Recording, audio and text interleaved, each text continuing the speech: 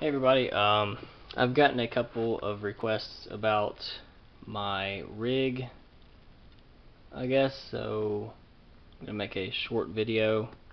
Probably not going to do a playthrough right now. I'll probably do that at a later date, but this is my pedal board and amps and whatnot. This guy's at the front of my chain. It's a boost pedal. Probably is actually the first pedal I ever built a long time ago. One knob on off, no power in or LED, so it's kind of a hassle, but it works, so whatever. Next we go into the Boss wah. I'm not sure what model it is. I think it's the P-wah or something like that.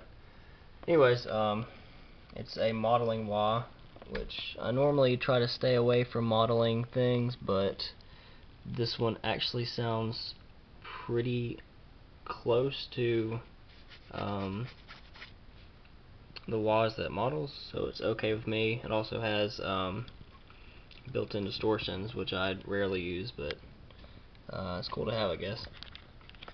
Next we go into the Delta Lab tube driver, which is trying to copy the Ibanez tube screamer, and it does a pretty okay job at doing that. I like it, so you know, works for me.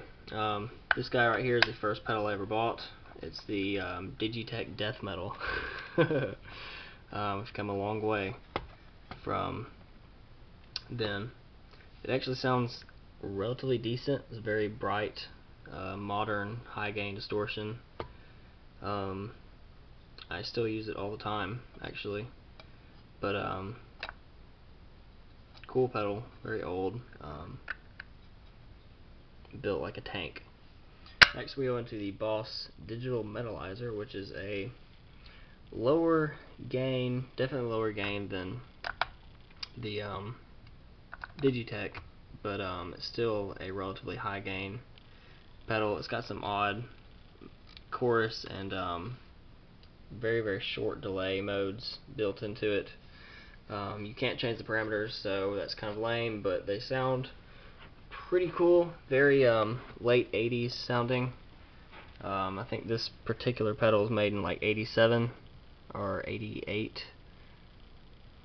It looks great for how old it is. Sounds pretty good too. Next we go into the Super Shifter, which is an awesome pedal.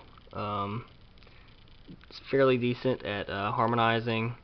Has an awesome detune chorus mode. I'm not sure if you can make all that out, but it does a bunch of cool stuff. I'll probably do a short run through of it later in a separate video. It's a great pedal. I'd highly recommend it. Next we go into the Rogue Tremolo, which is, I guess, just a copy of the Boss Tremolo. I'm not really positive on that one, but it sounds pretty decent. You can get really choppy square waves and some very subtle tremolo as well, which is normally what I use it for. Next we go into the Visual Sound H2O, which is an awesome sounding echo. It has a really good sounding chorus. The chorus never works for some reason. I have to hit the foot switch about 78 times for it to turn on, but when it turns on it sounds great. I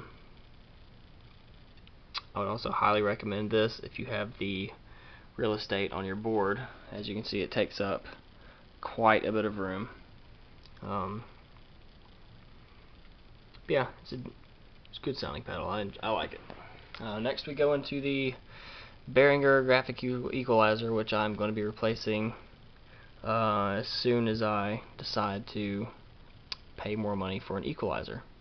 I don't really use it for much except for boosting my low end a little bit and just a little bit of preamp. Gives a little bit fatter sound. I like it. Yeah. Next we go all the way over here into, this is also a Behringer pedal that I will swear by. This is a fantastic clone of the Electro Harmonics phaser that the name is Small Stone. It's a clone of the Small Stone. It's awesome. Awesome pedal. Very simple, one switch, one knob. Does what it's supposed to do, and does it pretty well. Next we go into the Ernie Ball VP Junior. Self-explanatory. Volume pedal. I love this thing. I'd also highly suggest this.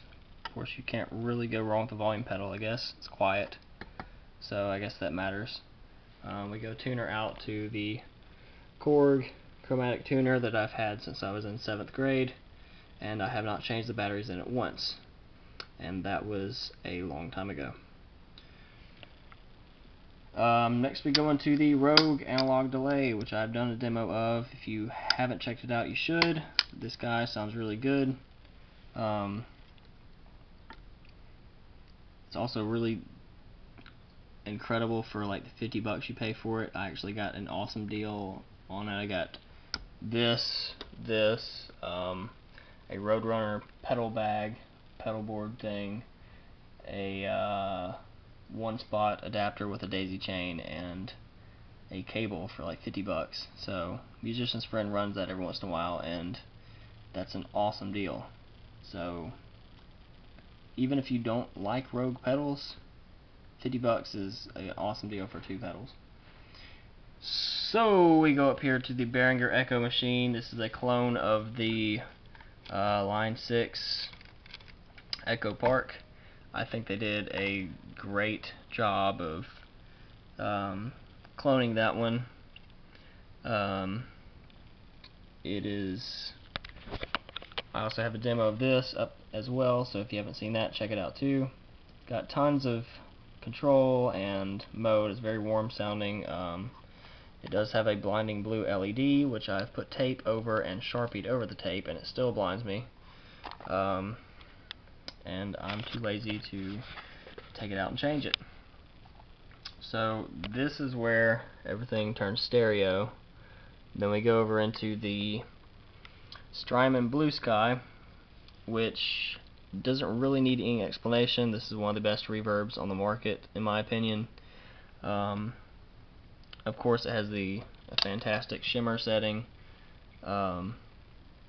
which is mainly what I bought it for, but as I've messed around with it, I've found that the other settings are really, really great as well. So if you have an extra $300 just laying around, definitely pick one of these up. Next we go into the Jamman Delay, which is a Jamman stereo with a delay section built into it as well. These are all the modes it has. I will probably never do a demo of it because it will be like an hour long. But basically it is a looper with integrated delays, and you have your presets here, and you can sync your delay tempo with the loop tempo, which is really, really cool, because I'm kind of particular about that. But this is really cool pedal as well. It was on sale for $250, and that's how much the Jamman stereo costs, so I was like, why not? I probably will replace it one day because it takes up a ton of room. Okay, so next that goes stereo out into the nose pedal. I've done a short video on this guy. It's basically a stereo volume knob, so I can control my master volume out without having to adjust the volume on my amps, because if you've watched any of my other videos, you know that I'd use my volume pedal a lot for swells and whatnot. So that goes stereo out to this gigantic rack that has basically nothing in it. This is here for looks. This I hooked up and one of the channels doesn't work, so that's kind of disappointing. So I got to replace that one day.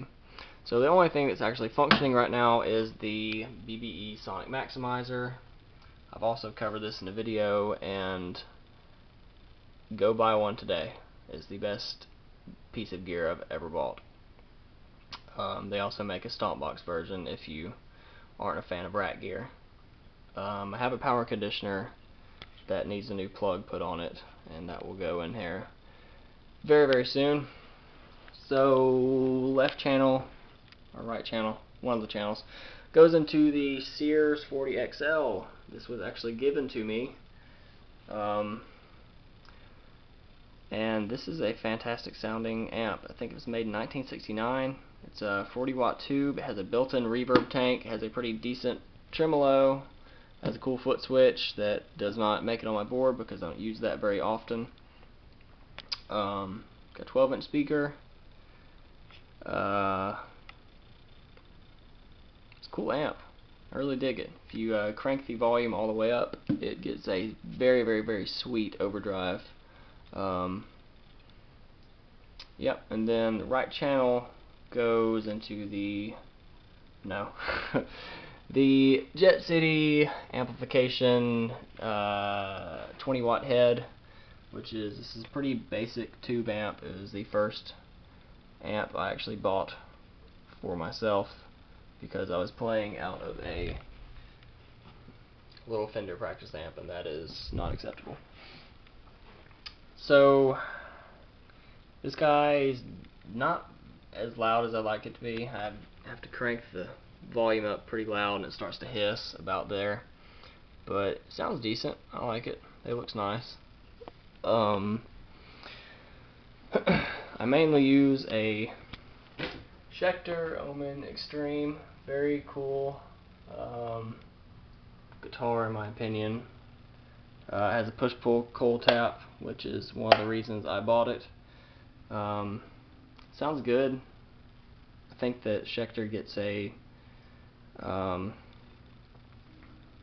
reputation for being just metal guitars, but if you watch any of my other videos, it definitely gets some really great clean tones as well.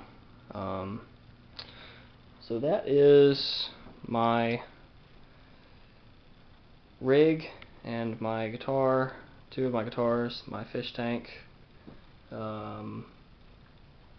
Yeah, it's cool. I will post a playthrough video one day, but until then, thanks for watching, guys.